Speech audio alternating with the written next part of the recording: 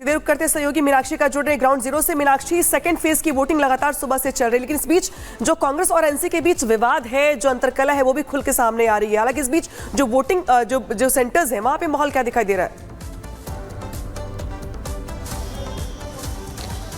बिल्कुल, देखिए सबसे पहले बात कर लेते हैं उमर अब्दुल्ला ने जो बयान दिया है। उमर अब्दुल्ला थोड़ी देर पहले ही आए थे यहाँ पर, वोट कास्ट करके वो अपना गए हैं, लेकिन इस दौरान उनसे एक सवाल पूछा गया था जिसमें पहले तो मेरी आवाज़ सही करिएगा प्लीज़। और उनसे एक सवाल पूछा गया था। सवाल उनसे ये पूछा गया था कि आपने जो पहले एक स्टेटमेंट दिया था कांग्रेस को लेकर के कि कांग्रेस ने श्रीनगर में या कश्मीर में क्या कुछ किया है वो मायने नहीं रखता है, लेकिन जम्मू में क्या करी वो मायने रखता है। जिसके जवाब में उमर अब्दुल्ला की तरफ से ये बयान दिया गया। उनकी तरफ से कहा गया कि देखिए, हमने ज़्यादा से ज़्यादा सीटें जो है जो बंटवारा किया था वो सबसे ज़्यादा हमने जम्मू में उन्हें दी थी। अब क्योंकि तीसरे चरण के चुनाव के प्रचार के लिए मात्र 5 दिन शेष रह गए हैं, तो ऐसे में हमें उम्मीद ये थी कि कांग्रेस खुल करके वहां पर अपना प्रचार प्रसार करते हुए नजर आएगी, लेकिन उनकी तरफ से प्रचार प्रसार वहां पर नहीं किया गया है। क्योंकि आज 26 सीटों पर जिन पर चुनाव चल रहे हैं, उसमें से 20 सीटों पर जहां पर नेशनल कॉन्फ्रेंस खड़ी हुई है, तो वहीं पर 6 सीटें ऐसी है जिस पर कांग्रेस अपनी दावेदारी ठोक रही है। लेकिन जम्मू को लेकर के, क्योंकि जम्मू की सीटें भी बेहद महत्वपूर्ण हो जाती है, और उन 43 सीटों पर आखिरकार कांग्रेस किस तरीके से प्रदर्शन करती है, ये सब कुछ डिपेंड करेगा। अगर कश्मीर में, जम्मू कश्मीर में सरकार नेशनल कॉन्फ्रेंस और कांग्रेस गठबंधन को बनानी है, उनके द्वारा यह भी कहा गया था कि नेशनल कॉन्फ्रेंस और कांग्रेस का जो गठबंधन है वो मजबूती के साथ खड़ा हुआ है, लेकिन वो यहाँ इस बात से बिल्कुल भी नहीं चूके। ये बात वो याद कराते गए कि राहुल गांधी के द्वारा या उनकी पार्टी के द्वारा, कांग्रेस के द्वारा उतना प्रचार प्रसार वहां पर नहीं किया गया जम्मू में जितना कि उन्हें करना चाहिए था। हालांकि कश्मीर को लेकर के वो जरूर मानते हैं कि यहाँ पर नेशनल कॉन्फ्रेंस अपना दबदबा कायम रखने में कामयाब होगी, लेकिन उन्हें जम्मू को लेकर के कहीं ना कहीं अभी थोड़ी और मुश्किलों का सामना करना पड़ेगा, क्योंकि नेशनल कॉन्फ्रेंस हो या पीडीपी हो, उतना दबदबा जम्मू रीजन में उनका नजर नहीं आता है जितना कि कश्मीर रीजन में नजर आता है। अब अगर हम 2014 की बात कर ले, तो 2014 में जिन 15 सीटों पर, यानी कि आज कश्मीर में जिन 15 सीटों पर चुनाव हो रहे हैं, उनकी स्थिति ये थी कि यहाँ पर नेशनल कॉन्फ्रेंस के हिस्से 7 सीटें गई थी, और वहीं पीडीपी के हिस्से 4 और नेशनल, इसके अलावा कांग्रेस के हिस्से 2 सीट, बीजेपी के हिस्से 1 सीट और निर्दलीय के हिस्से 1 सीट गई थी। अब ऐसे में चाहत ये बरकरार रखी जा रही है कि जिन 11 सीटों पर जम्मू में चुनाव हो रहे हैं, वहां पर नेशनल कॉन्फ्रेंस तो भले ही अपना दबदबा नहीं दिखा पाएगी, लेकिन ये उम्मीद की जा रही थी कांग्रेस से कि कांग्रेस अपना दबदबा वहां पर कायम करे, वहां अपना दबदबा दिखाए। यही वजह है कि जब उनसे इस तरीके से सवाल पूछा गया उमर अब्दुल्ला से, क्योंकि उन्होंने ये बयान पहले भी दिया था, और इसी बात का जिक्र जब उनसे किया गया कि आपने कहा था कि कांग्रेस कश्मीर में क्या करती है मायने नहीं रखता है, वो जम्मू में क्या करते हैं मायने रखता है, और इस दौरान जो खुल करके उनकी गलती वो सामने देखने को मिली। मीनाक्षी, अब लगातार ग्राउंड जीरो से एक तस्वीर बता रही है, चुनावी गणित समझा रहे हैं, लेकिन इसी बीच दर्शकों को बता दें कि जम्मू कश्मीर में आज दूसरे चरण का मतदान हो रहा है, और इसी को देखने के लिए 16 देशों के राजनयिक जम्मू कश्मीर के दौरे पर हैं। ऐसे में वो अलग अलग पोलिंग बूथ पर जा रहे हैं, वहां पर जायजा ले रहे हैं, क्योंकि 10 साल बाद ये चुनाव हो रहे हैं घाटी में। आप देखिए कैसे ये बड़गाम की बात करें या अलग अलग पोलिंग बूथ्स की बात करें, यहाँ पर 16 देशों के राजनयिक पहुंच रहे हैं, यहाँ पर देखिए जायजा ले रहे हैं, देख रहे हैं कि कैसी चुनावी प्रक्रिया है, क्योंकि 10 साल बाद चुनाव होना एक बहुत बड़ी बात है, एक ये महत्वपूर्ण बात है, और इसी को देखने के लिए 16 देशों के राजनयिक पहुंचे हैं। 26 सीटों पर यह मतदान हो रहा है।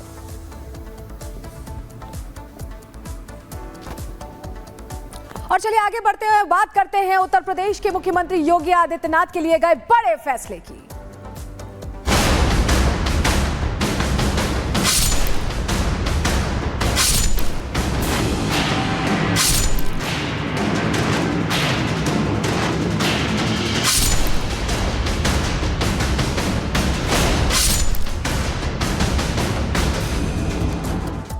हाल ही के दिनों में कई ऐसी तस्वीरें सामने आई जहां खाने में थूक मिलाकर परोसी जा रही थी या यूरिन मिलाकर जूस परोसा जा रहा था, और उसको लेकर प्रश्न खड़े हो रहे थे। तिरुपति विवाद भी जब सामने आया, उसके बाद उत्तर प्रदेश के मुख्यमंत्री ने बड़ा फैसला लेते हुए ये कह दिया उन्होंने कि अब जो रेस्टोरेंट्स हैं, जो होटल्स हैं, उन्हें सीसीटीवी इंस्टॉल करना होगा, और पूरी तरह से हर चीज की जानकारी देनी होगी कि दुकानदार कौन है, प्रोपराइटर कौन है, कितने लोगों को एम्प्लॉय किया गया है, उनका वेरिफिकेशन कराना होगा। यानी योगी आदित्यनाथ ने बता दिया है कि उत्तर प्रदेश में ऊंची दुकान और अशुद्ध पकवान नहीं चलेंगे। रिपोर्ट देखिए।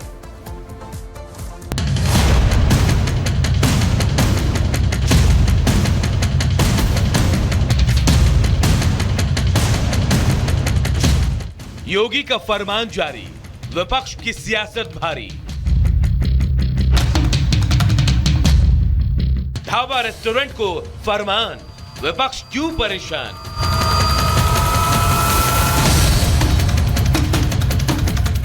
दुकानों पर नेम प्लेट जरूरी, फैसले का विरोध सियासी मजबूरी। सीएम योगी ने दुकानों में नेम प्लेट लगाने का आदेश क्या दिया? हमेशा की तरह इस फैसले पर भी विपक्ष को परेशानी होने लगी। जनता के हित के लिए फैसले पर भी सवाल खड़े करने में देरी नहीं की गई। कांग्रेस से लेकर सपा तक सभी को फैसला नागवार लगने लगा। ऐसा लगता है कि भारतीय जनता पार्टी की सरकार और योगी जी सुप्रीम कोर्ट की भी कोई इज्जत नहीं करते।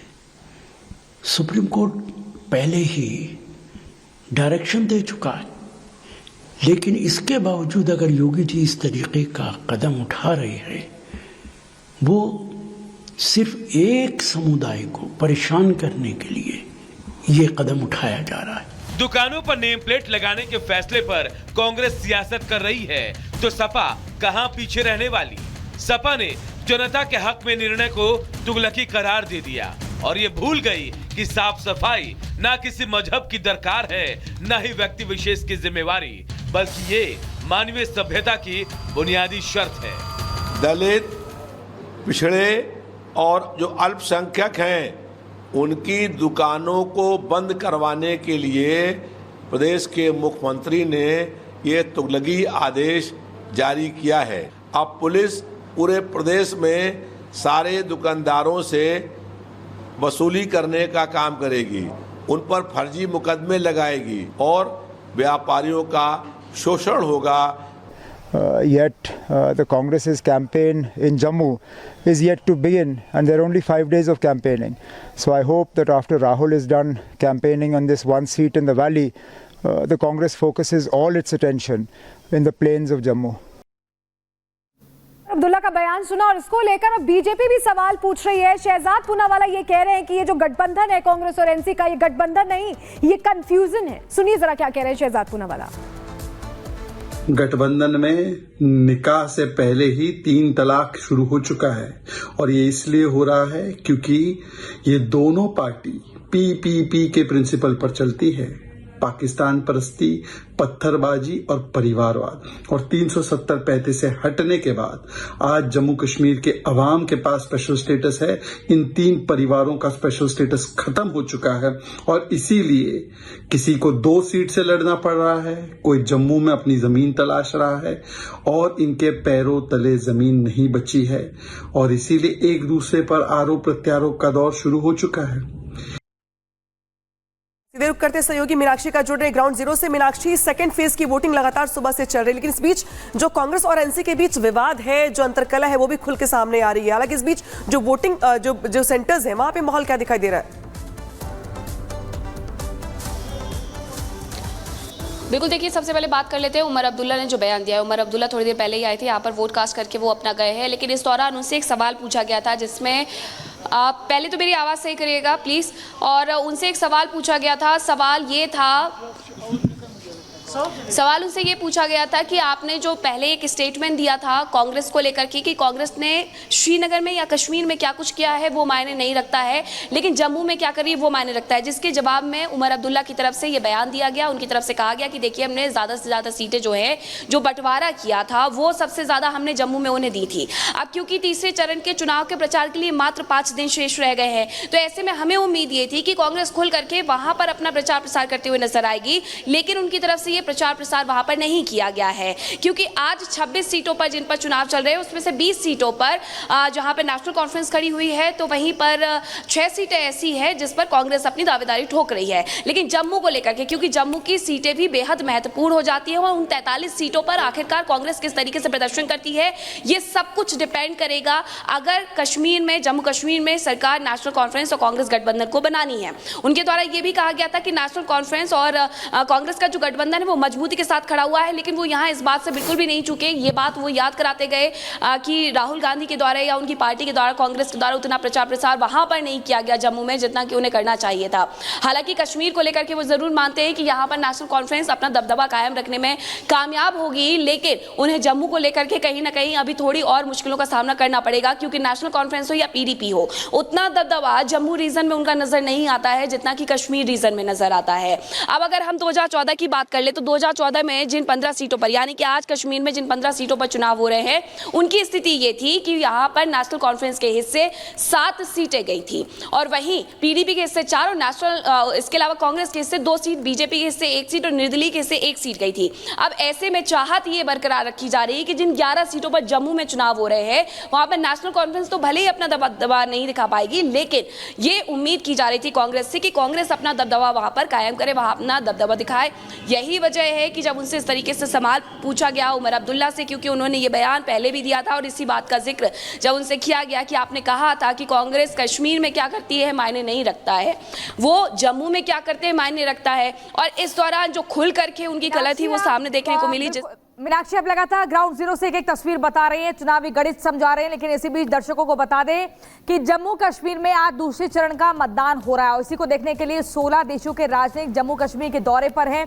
ऐसे में वो अलग अलग पोलिंग बूथ पर जा रहे हैं, वहां पर जायजा ले रहे हैं, क्योंकि 10 साल बाद ये चुनाव हो रहे हैं घाटी में। आप देखिए कैसे ये बड़गाम की बात करें या अलग अलग पोलिंग बूथ की बात करें, यहाँ पर 16 देशों के राजनयिक पहुंच रहे हैं। यहाँ पर देखिए जायजा ले रहे हैं, देख रहे हैं कि कैसी चुनावी प्रक्रिया है, क्योंकि 10 साल बाद चुनाव होना एक बहुत बड़ी बात है, एक ये महत्वपूर्ण बात है। और इसी को देखने के लिए 16 देशों के राजनयिक पहुंचे हैं, 26 सीटों पर यह मतदान हो रहा है।